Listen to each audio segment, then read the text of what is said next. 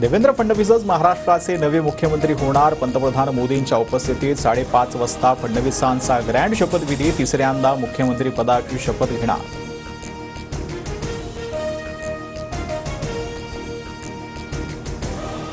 राज्यपालांकडे पत्र देत महायुतीकडून सत्ता स्थापनेचा दावा. सत्ता स्थापनेसाठीचं पत्र राज्यपालांकडे सुपूर्द.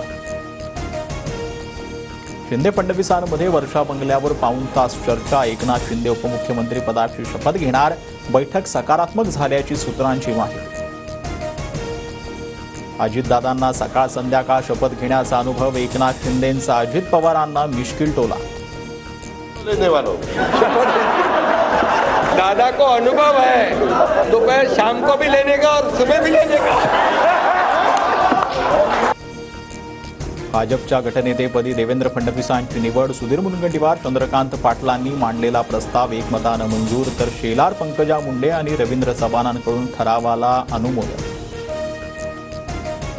पंतप्रधान मोदींनी एका कार्यकर्त्याला मुख्यमंत्री केलं. एक है तो सेफ है, मोदी है तो मुमकिन है. विधिमंडळ गटनेतेपदी निवड होताच फडणवीसांचा नारा.